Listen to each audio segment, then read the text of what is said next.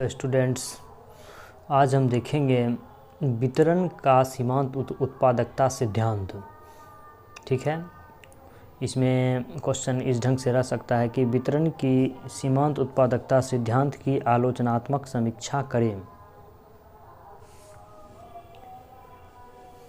तो प्रस्तावना, वितरण के अंतर्गत उत्पादन के साधनों की कीमतों के निर्धारण का अध्ययन किया जाता है। यानी उत्पादन के साधन जैसे भूमि, श्रम, पूंजी, इस सभी के कीमतों का निर्धारण किया जाता है।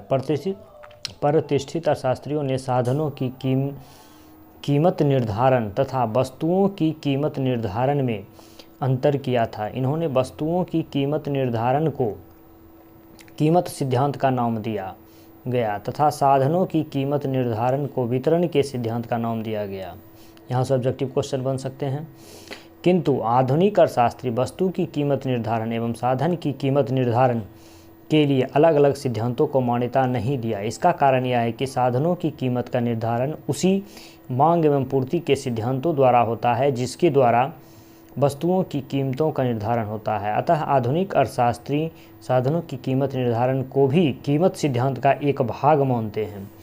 वितरण का सीमांत उत्पादकता सिद्धांत, जिसे साधन कीमत निर्धारण का सिद्धांत भी कहा जाता है, किसी साधन का पुरस्कार उसके सीमांत उत्पादन के समतुल्य होता है। इसे वितरण का केंद्रीय सिद्धांत भी कहते हैं। यहाँ से भी ऑब्जेक्टिव क्वेश्चन बन सकते हैं। वितरण का केंद्रीय सिद्धांत किसे कहा जाता है? सीमांत उत्पादकता सिद्धांत को। इस सिद्धांत का प्रतिपादन 1894 में विक्सटिड, वालरस, जेबी क्लार्क जैसे अर्थशास्त्रियों ने किया। बाद में श्रीमती जॉन रॉबिन्सन एवं जे.आर. हिक्स ने इसे आधुनिक रूप में विकसित किया। तो सबसे पहले किसने किया था? जेबी क्लार्क। यहाँ से ऑब्जेक्टिव क्वेश्चन बन सकते हैं एग्जाम में। सीमांत उत्पादकता। सीमांत उत्पादकता का सिद्धांत यह बतलाता है कि एक साधन की कीमत उसकी उत्पादकता पर निर्भर होती है और वह सीमांत उत्पादकता द्वारा निर्धारित होती है। साधनों की कीमत उनकी उत्पादकता पर निर्भर साधनों की मांग जो व्युत्पन्न मांग होती है पर निर्भर होती है। यदि वस्तु की मांग उनके द्वारा उत्पादित की जाने वाली वस्तुओं की मांग पर निर्भर होती है। यदि वस्तु की मांग अधिक है तो साधनों की मांग भी अधिक होगी, क्योंकि अधिक मात्रा में वस्तुओं का उत्पादन करने के लिए साधनों की मांग अधिक मात्रा में ही की जाएगी एवं इसके विलोमतः। तो साधनों की मांग व्युत्पन्न मांग है। यहाँ से भी ये क्वेश्चन बन सकता है एग्जाम में कि व्युत्पन्न मांग किसको बोलते हैं? साधनों की मांग हो गया। ठीक है,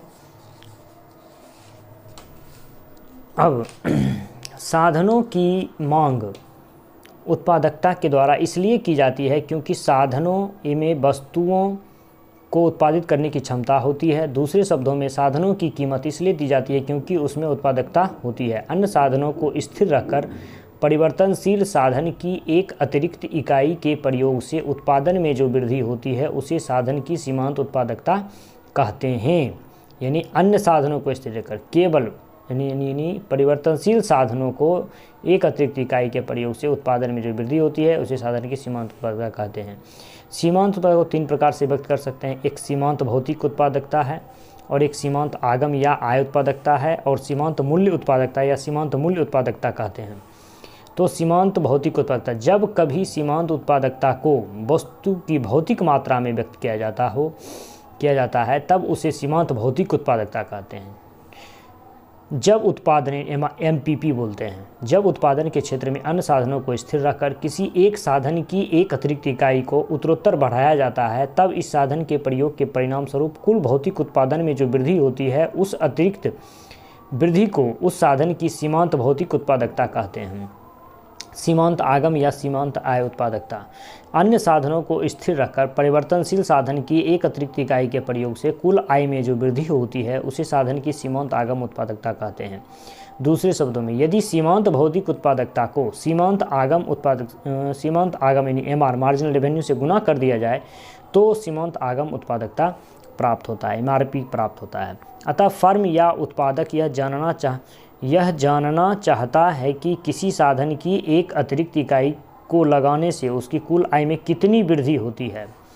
सीमांत मूल्य उत्पाद अथवा सीमांत मूल्य उत्पादकता, वैल्यू ऑफ मार्जिनल प्रोडक्ट, जब सीमांत भौतिक उत्पादकता को उत्पाद की यानी वस्तु की, उत्पाद मतलब वस्तु, उत्पाद की कीमत से गुना कर दिया जाए तब सीमांत मूल्य उत्पाद या VMP कहा जाता है। VMP बराबर MPP, यानी ये जो सीमांत भौतिक उत्पादकता हो गया इसको MPP बोलते हैं।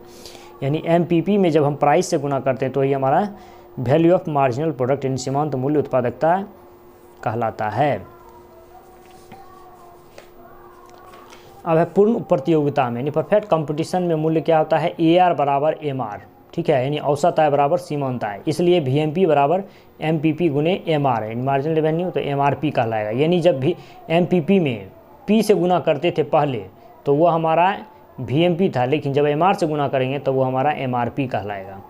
अतः ये कहा जाता है कि पूर्ण प्रतियोगिता में सीमांत उपज का मूल्य या सीमांत मूल्य उत्पाद और सीमांत आगम उत्पादकता एक ही होता है। साधन बाजार में फर्म का संतुलन, जिस प्रकार वस्तु के बाजार में फर्म के संतुलन का अध्ययन किया जाता है, उसी प्रकार साधन बाजार में फर्म के संतुलन का अध्ययन किया जाता है, ठीक है। अर्थात फर्म प्रत्येक साधन की कितनी मात्रा का प्रयोग करती है और उसके लिए कितना मूल्य देती है। उत्पादन बाजार में फर्म के संतुलन का अध्ययन पूर्ण तथा अपूर्ण दोनों प्रतियोगिताओं के अंतर्गत कर सकते हैं। तो पूर्ण प्रतियोगिता में साधन कीमत निर्धारण, तो पूर्ण प्रतियोगिता के अंतर्गत कोई भी फर्म साधन की कीमत पर प्रभाव नहीं डाल सकती, क्योंकि उद्योग द्वारा फर्म के लिए श्रम की मजदूरी दी हुई मान ली जाती है, ठीक है, कि परफेक्ट कंपटीशन का फीचर है। संक्षेप में, फर्म को प्रचलित मजदूरी की दर पर श्रम की इकाइयों को क्रय करना होता है। इस दर पर वह श्रम की जितनी चाहे उतनी मात्रा क्रय कर सकती है। ऐसी दशा में सीमांत मजदूरी और औसत मजदूरी एक दूसरे के बराबर होती है और इसलिए उन्हें एक पड़ी हुई रेखा के द्वारा दिखाया जा सकता है।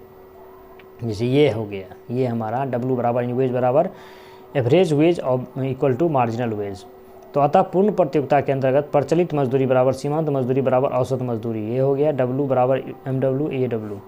तो चित्र में यहाँ MRP यानी क्या है, ये हो गया हमारा, ये लाइन ऊपर से इन्वर्टेड यू शेप्ड है, उल्टा यू शेप्ड में है। VMP बराबर MRP होगा परफेक्ट कंपटीशन में। यहाँ पर वेज है, नहीं मजदूरी है, इस पर श्रम की इकाइयाँ ON है। तो चित्र में MRP श्रम की सीमांत आगम उत्पादकता है, जो सीमांत उपज के मूल्य VMP के बराबर है, क्योंकि बाजार में पूर्ण प्रतियोगिता की शर्त मानी गई है। MW बराबर AW एक सीधी परिरेखा है जो इस बात को बताती है कि प्रचलित मजदूरी की दर पर फर्म जितनी मात्रा में चाहे श्रम को खरीद सकती है। फर्म का संतुलन वहाँ होगा जहाँ MRP वक्र MW बराबर AW वक्र को ऊपर से नीचे को काटता है। बिंदु E1 से स्पष्ट है, यानी E1 यहाँ पर हो गया, से स्पष्ट है कि फर्म के द्वारा श्रम को ON मात्रा से अधिक नहीं लगाया जा सकता है, ठीक है, ON मात्रा से अधिक नहीं लगाया जा सकता, ON मात्रा यानी यही हो गया, ON मात्रा से अधिक नहीं लगाया जा सकता है। तो अब देखें अल्पकाल में फर्म को साधन की इकाइयों के प्रयोग से लाभ या हानि हो सकती है, ठीक है, लेकिन दीर्घकाल में क्या होगा, दीर्घकाल में उसे केवल लाभ ही होगा, समान लाभ होगा। तो पहले देखिए यहाँ पर अल्पकाल में फर्म को लाभ तब होगा जब साधन की कीमत उस बिंदु पर तय होगी जहाँ पर MRP बराबर MFC के होगा। सीमांत आय उत्पादकता वो सीमांत साधन लागत बराबर हो, यानी यही है, ठीक है। प्राइस से ये क्या है, बिंदु E पर सीमांत आय उत्पादकता और सीमांत साधन लागत एक दूसरे के बराबर हैं, ठीक है, यानी AFC बराबर AMFC बराबर है। इसलिए साधन की कीमत NE या OP होगी, यानी OP होगी, ठीक है, यानी इस कीमत पर ON मात्रा में साधन की मांग की जाती है, यानी साधन की मांग ON है। फर्म को साधन की इकाइयों को लगाने से लाभ होगा अथवा हानि, इस बात का पता लगाने के लिए औसत शुद्ध आगम उत्पादकता और औसत साधन लागत की तुलना करनी होगी। यदि ANRC यानी एवरेज यानी ANRC AFC से अधिक हो तो लाभ की स्थिति होगी, ठीक है, यानी एवरेज नेट रेवेन्यू कर्व ज़्यादा होगा किससे, AFC से, तो लाभ की स्थिति होगी। यदि ANRC AFC से कम होगा तो हानि की स्थिति होगी। तो ये हो गया हमारा। हम अल्पकाल में हानि, यदि अल्पकाल में ANRP से साधन की कीमत ऊंची है तो फर्म को हानि होगी, ठीक है। तो साधन की उत्पादकता OP है, साधन की मात्रा ON है। यदि ANRP ग्रेटर देन AFC यानी क्या है, AFC क्या हो, अधिक हो NRP से, इसलिए फर्म को हानि होगी, हानि P1 EP1 यही है हमारा। दीर्घकाल में सामान्य लाभ होगा, दीर्घकाल में फर्म को साधन की इकाइयों के प्रयोग से केवल सामान्य लाभ ही प्राप्त होगा, अर्थात दीर्घकाल में एक फर्म का AFC NRP के बराबर होगा। यदि AFC NRP से कम है तो फर्म को साधन की इकाइयों के प्रयोग से लाभ प्राप्त होगा। अभी इसका फिगर हम लोग देखें आगे।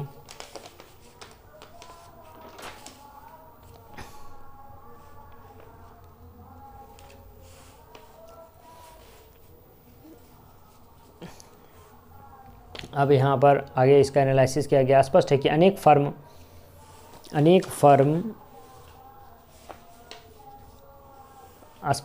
अनेक फर्म इस लाभ से आकर्षित होकर उद्योग में प्रवेश करेगी, जिससे साधन की मांग उत्तरोत्तर बढ़ने लगेगी। मांग के बढ़ने के कारण साधन का AFC बढ़कर NRP के बराबर हो जाएगा। यदि AFC NRP से बढ़ जाता है तो फर्मों के द्वारा साधन की मांग नहीं की जाएगी, क्योंकि इस स्थिति में फर्मों को हानि उठानी होगी। फर्मों द्वारा साधन की मांग के कम कर देने से धीरे धीरे AFC घटने लगेगी और अंत में यह घटते घटते ANRP के बराबर हो जाती है। इस प्रकार दीर्घकाल में फर्मों को समान लाभ ही प्राप्त होगा। यहाँ से ऑब्जेक्टिव क्वेश्चन पूछे जा सकते हैं एग्जाम में कि दीर्घकाल में फर्मों को क्या होता है, समान लाभ और समान लाभ होनी, तो यहाँ क्या होगा, केवल समान लाभ ही प्राप्त होगा। दीर्घकाल में फर्म तथा उद्योग के साम्य के लिए निम्नलिखित दशाओं का पूरा होना आवश्यक है। MRP बराबर MFC और ANRP बराबर AFC। अतः साधन की कीमत NE या OP निर्धारित होती है और इस साम्य पर फर्म के द्वारा, यानी इस साम्य पर फर्म के द्वारा साधन की ON मात्रा की मांग की जाएगी तथा फर्म केवल समान लाभ ही प्राप्त होगा। अब सीमांत उत्पादकता सिद्धांत की मान्यताएं हैं। क्या क्या मान्यताएं हैं? पहला है कि पूर्ण प्रतियोगिता, यानी ये मान लिया गया है कि बाजार में पूर्ण प्रतियोगिता की दशा पाई जाती है। क्रेता और विक्रेता आपस में प्रतियोगिता के आधार पर साधनों का क्रय विक्रय करते हैं, परंतु आपस में एक दूसरे को प्रभावित नहीं करते हैं। उत्पत्ति के साधनों में समानता, उत्पत्ति के साधनों की विभिन्न इकाइयाँ एक दूसरे की पूर्ण स्थानापन्न होती हैं। ठीक है। परिवर्तित साधन की कीमत, यह माना गया है कि अन्य साधनों को स्थिर रहकर साधन विशेष को परिवर्तित किया जाता है और परिवर्तित साधन की कीमत को ज्ञात कर लिया जाता है। लाभ का अधिकतम करना, प्रत्येक उत्पादक फर्म का अंतिम उद्देश्य क्या होता है, वो अपने लाभ में अधिकतम वृद्धि करे। सीमांत उत्पादकता का सिद्धांत पूर्ण रोजगार की धारणा को मानकर कार्य करता है। यानी पहला हो गया पूर्ण प्रतियोगिता, दूसरा हो गया उत्पत्ति के साधनों में समानता, परिवर्तित साधनों की कीमत, लाभ का अधिकतम करना, और सीमांत उत्पादकता का सिद्धांत जो है हमारा पूर्ण रोजगार की धारणा को मानकर चलता है। यानी ये इसकी मान्यताएं हो गई। ठीक है। अब इसके आलोचना भी हैं। आलोचना क्या है? तो इसके आलोचना है ये, यानी इस सिद्धांत के अनुसार उत्पादन साधन की सभी इकाइयां सजातीय होती हैं, जबकि वास्तविक व्यवहार में उत्पादन साधन की इकाइयां विजातीय मतलब समान नहीं होती। विजातीय मतलब एक समान नहीं होती, सजातीय मतलब एक समान। तो इस सिद्धांत के अनुसार विभिन्न उपयोगों के बीच उत्पादन साधनों की गतिशीलता पूर्ण होती है, जबकि यह सही नहीं है, क्योंकि भूमि में गतिशीलता का अभाव होता है। सही बात है, भूमि में मोबिलाइजेशन नहीं होता। उसके बाद इस सिद्धांत के अनुसार उत्पादन साधन पूर्णतः विभाज्य है। ऐसा नहीं है, एक निश्चित सीमा से आगे उत्पादन साधन अविभाज्य होते हैं। सही बात है। यह सिद्धांत स्थिर अथवा अनुपातिक प्रतिफल नियम की मान्यता पर आधारित है, जबकि वास्तविक जीवन में वर्धमान अथवा ह्रासमान प्रतिफल नियम भी कार्यशील होता है। सही बात है। उसके बाद यह सिद्धांत पूर्ण प्रतियोगिता की गलत एवं अवास्तविक धारणा पर निर्मित है। सही बात है। यह सिद्धांत उत्पादन साधन की पूर्ति को स्थिर मानकर चलता है, लेकिन वास्तविकता यह है कि भूमि को छोड़कर किसी भी साधन की पूर्ति स्थिर नहीं है। इस प्रकार हम वितरण की सीमांत उत्पादकता सिद्धांत की आलोचनात्मक समीक्षा कर लिए हम लोग। यानी इसमें है क्या क्या, इसमें हमारा जो है